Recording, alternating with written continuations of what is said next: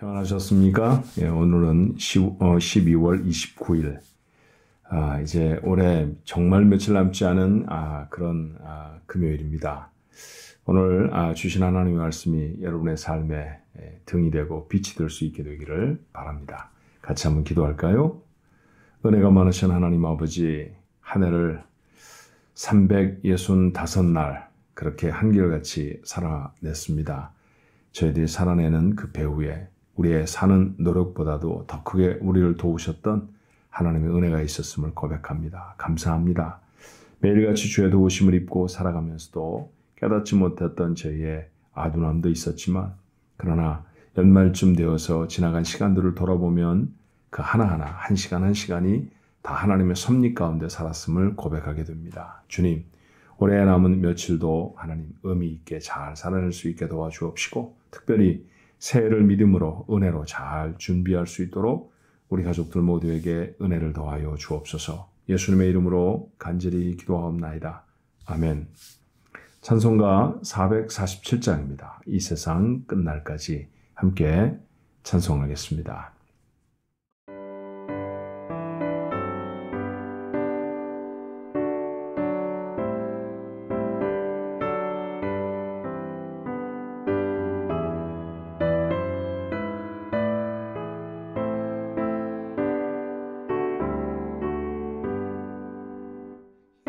세상 끝날까지 주 섬겨 살리니 내 친구 되신 주여 늘 함께 하소서. 주 나와 함께 하면 전쟁도 겁없고 주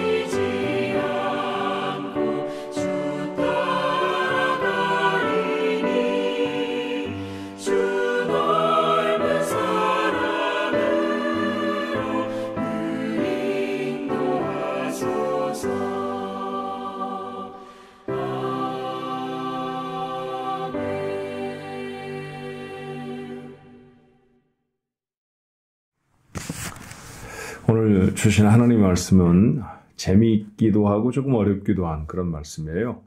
여전히 아굴의 잠언입니다. 잠언 30장 15절로부터 33절까지의 말씀입니다. 재밌다 이렇게 생각하고 한번 읽어보시면 더 좋을 것 같아요. 자, 같이 읽어볼까요? 거머리에게는 두 딸이 있어 다오 하느니라. 족한 줄을 알지 못하여 족하다 하지 아니하는 것 서너시 있나니 그 수월과 아이 배지 못하는 태와 물로 채울 수 없는 땅과 족하다 하지 아니하는 불이니라. 아비를 조롱하며 엄히 순종하기를 싫어하는 자의 눈은 골짜기에 까마귀에게 쪼이고 독수리 새끼에게 먹히리라. 내가 심히 기이 여기고도 깨닫지 못하는 것 서너시 있나니 곧 공중에 날아다니는 독수리의 자취와 반석 위로 기어다니는 뱀의 자취와 바다로 지나다니는 배의 자취와 남자가 여자와 함께한 자취며 음녀의 자취도 그러하니라. 그가 먹고 그의 입을 씻음같이 말하기를 내가 악을 행하지 아니하였다 하느니라.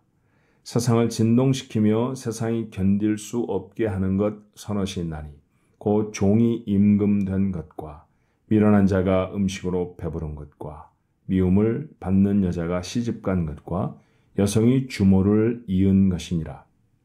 땅에 작고도 가장 지혜로운 것 넷이 있나니 곧 힘이 없는 종류로 돼 먹을 것을 여름에 준비하는 개미와 약한 종류로 돼 집을 바위 사이에 짓는 사반과 임금이 없으되 다 때를 지어 나아가는 메뚜기와 손에 잡힐만 하여도 왕궁에 있는 도마뱀이니라.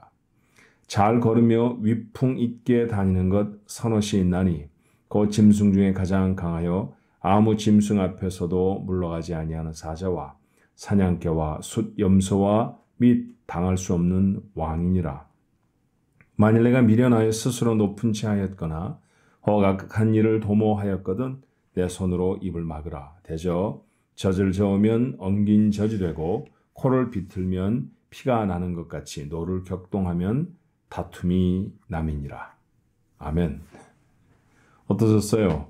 어떤 것은 잘 이해가 되지 아니하는 동물의 이름도 있고 또 표현도 있습니다만 근데 전체적으로 봤을 때 참 재미난 말씀이라고 생각들지 않으십니까? 예. 자, 계속되는 아굴의 자문을 좀 살펴보십시다. 짐승들을 비유로 들어요. 자, 첫 번째는 만족할 줄 모르는 네 가지입니다. 근데 여러분, 만족할 줄 모른다라고 하는 말 자체가 부정적이잖아요. 사람은 만족하며 살 수 있어야 되거든요. 밥을 먹으면 내가 어느 만큼 배가 부르다 그러면 수저를 놓을 수 있어야 건강을 해치지 않는 것이지 맛있는 음식 알아서 계속 먹으면 또 한때 좀 배가 고팠다고 해서 폭식, 갑작스럽게 많은 많은 음식을 먹으면 그게 병이 된다는 사실 우리가 모르지 않잖아요. 마찬가지로 이 세상의 모든 것들에 만족함이 없으면 잘못된 것입니다. 근데 그걸 지적하기 위해서 오늘 아굴이 드는 비유들이 있어요. 자, 첫 번째는 뭐냐면 스올입니다.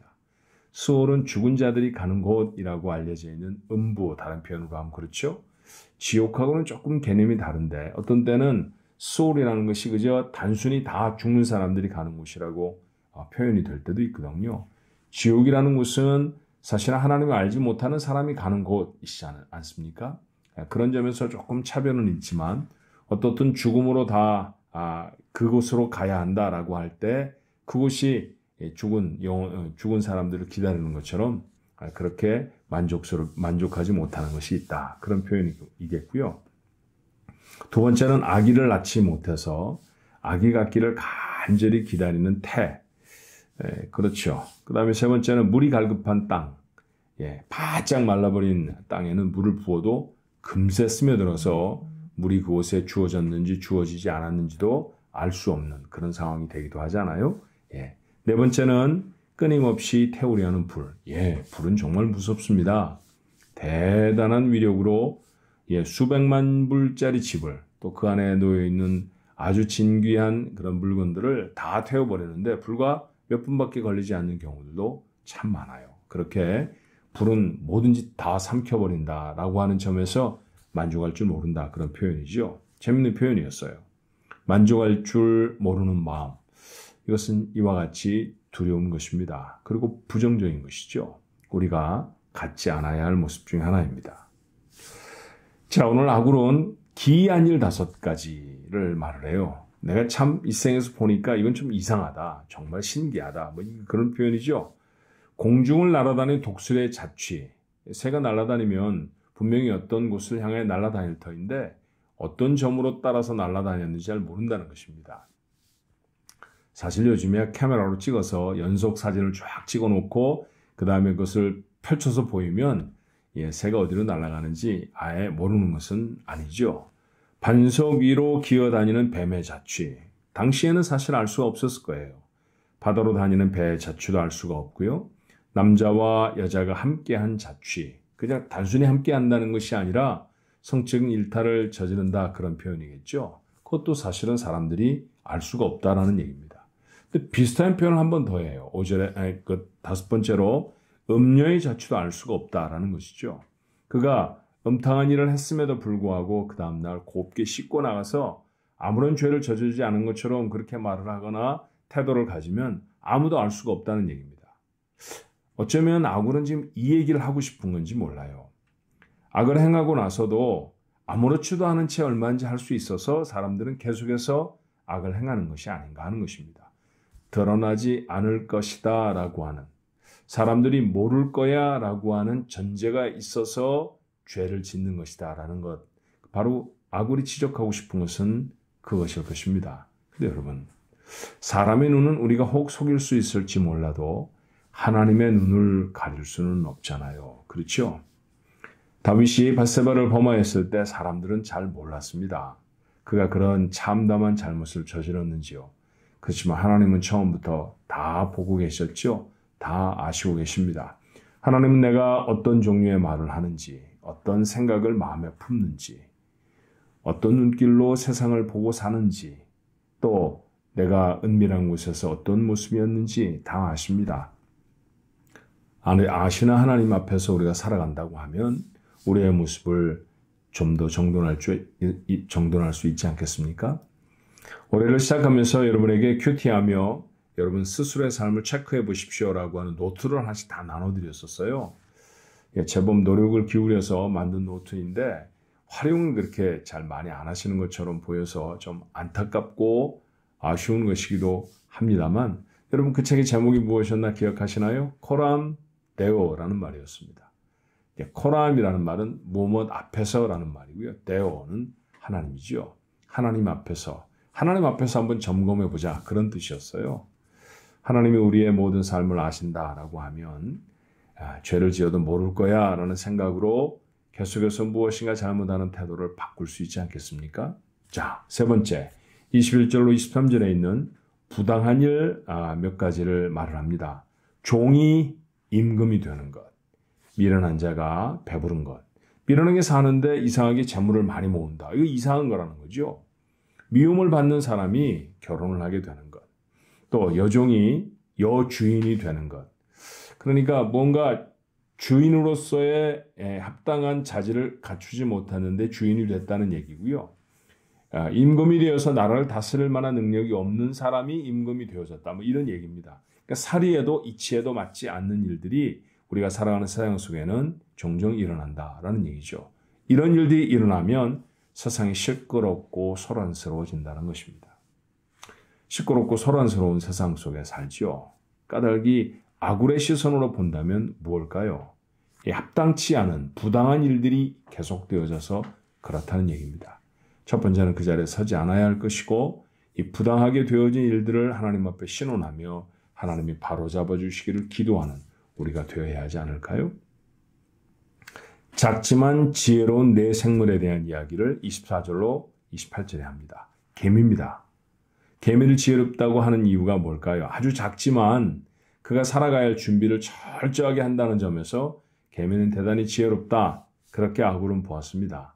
사반이 무엇인지에 대해서는 사실 논란이 많습니다. 그저 우리 아침 예배 때에는 토끼 정도로 생각하면 좋을 거예요. 토끼 비슷한 짐승입니다. 크기가 고만하고 토끼처럼 살아가고 겁 많고 그런 것이죠. 그런데 바위 사이에 집을 지어요? 위태로운 적을 피하기에 아마 그곳이 좋다라고 생각했던 모양입니다. 그래서 그는 그를 지혜롭다 말합니다. 메뚜기는 질서를 갖는 점에서 지혜롭다고 했어요. 사실 짐승들이 보면 굉장히 지혜스럽습니다. 개미도요, 함부로 막 이렇게 행렬을 이탈해 가는 그런 개미가 많지 않죠? 개미가 기어가는 모습을 보면 줄을 지어서 가는 걸 보게 되고 하늘을 나는 새 때도요. 적당한 간격과 그리고 행호를 지어서 날아간다는 사실. 그렇게 날아야 훨씬 날개에 부담이 적다는 것을 새들이 알기 때문이죠. 지혜로운 것이다. 그렇게 말합니다. 도마뱀은 어떨까요? 아주 작은 거라 손으로 덮어서 얼마든지 잡아낼 수 있는 것인데 실제는 그런 왕궁에서 살아갈 수 있다라는 얘기입니다. 예. 서민의 집에서도 발견할 수 있지만 마음만 먹으면 왕궁에서 살 수 있는 그런 자유스러움이 이 도마뱀에게 있다라는 점에서 지혜롭다. 그렇게 보았어요. 오늘 이런 것들을 통해서도 인생의 교훈들을 배울 수 있었다라는 얘기인데 아굴의 해안이 참 좋습니다. 참 괜찮은 눈으로 세상을 보며 살아가는 사람이었다고 보여집니다. 위풍당당한 동물들에 대해서도 말을 하죠. 사자가 그렇고 사냥개, 숫, 염소, 힘 있는 왕이 그렇습니다. 자, 이 사물을 바라보면서 아굴은 생각을 좀 했던 것 같아요. 저렇게 살면 안 돼. 저렇게 살아야 해. 뭐 그런 것이었을 겁니다. 그렇죠? 예, 우리 앞에 펼쳐놓으신 하나님의 지으신 세상. 그 세상을 통해 하나님이 우리에게 말씀하시고 싶은 것, 하나님 우리에게 일러주시는 것들은 어떤 걸까요? 그런 것들에 대해 교훈을 받으면서 하십니까? 그 하나하나가 하나님의 주시는 메시지가 되어질 때 우리의 삶이 좀 더 지혜롭지 않을까 하는 생각이 들어요. 곁에 있는 작은 사물도 놓치지 아니하고 마음에 담아 보시겠습니까?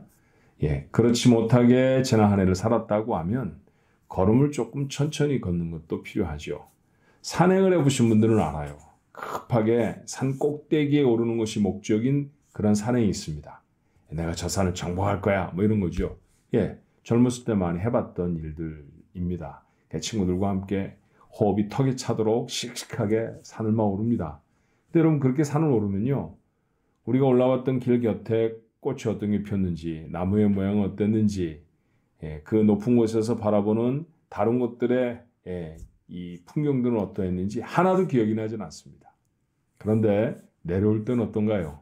이제 산 꼭대기를 점령하고 내려오는 거니까 땀을 식힐 겸 천천히 내려오게 되잖아요.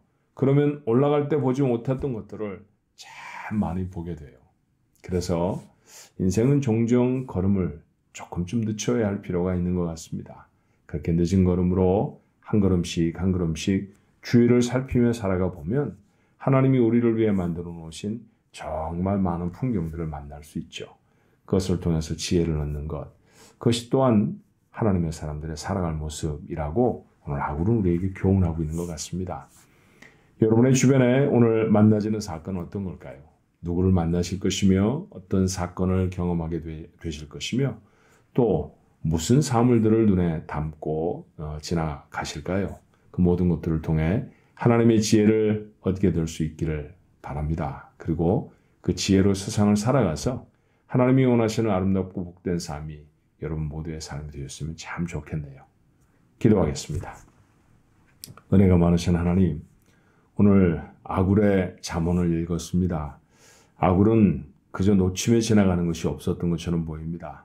그 눈앞에 있는 작은 곤충, 작은 짐승 하나에서부터 사자와 같이 큰 짐승에 이르도록 또 여러 가지 현상, 태도들, 삶을 꾸려가는 사람들의 모습, 그런 것들을 통해서 지혜를 얻으려고 애를 썼던 사람 아닐까 생각이 듭니다.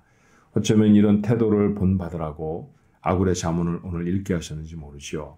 매일을 살면서 정신없이 그냥 그렇게 살아치워버리는 하루하루가 아니라 그 하루에 담겨진 하나님의 의미를 캐내는 마치 보석을 발굴하는 자와 같은 그런 진지함, 그런 열심 우리에게 되게 하여 주시옵소서. 너무 급하고 너무 정신없이 살다가 정말 인생에 담아야 할 교훈들을 놓치고 살아가는 저희들은 아닐지 모르겠습니다. 하나님 하나하나 잘 챙겨서 하나님이 원하시는 성숙하고 아름답고 기품 있는 삶이 하나님 저희들 모두의 삶이 되어지도록 도와주시옵소서. 특별히 올해가 며칠 남지 않았습니다. 지혜롭게 지나게 하시고 우리 가족들 건강 상하지 않게 하시고 또 연말까지 올해 가졌던 간절한 기도의 제목으로 여전히 하나님을 향해 나아가고 있는 하나님의 사람들, 저들의 간절한 소원에 응답하여 주옵소서. 오늘 하루도 하나님의 것입니다. 하나님의 영광을 나타내며 살아가도록 축복하옵소서. 예수님의 이름으로 간절히 기도하옵나이다. 아멘.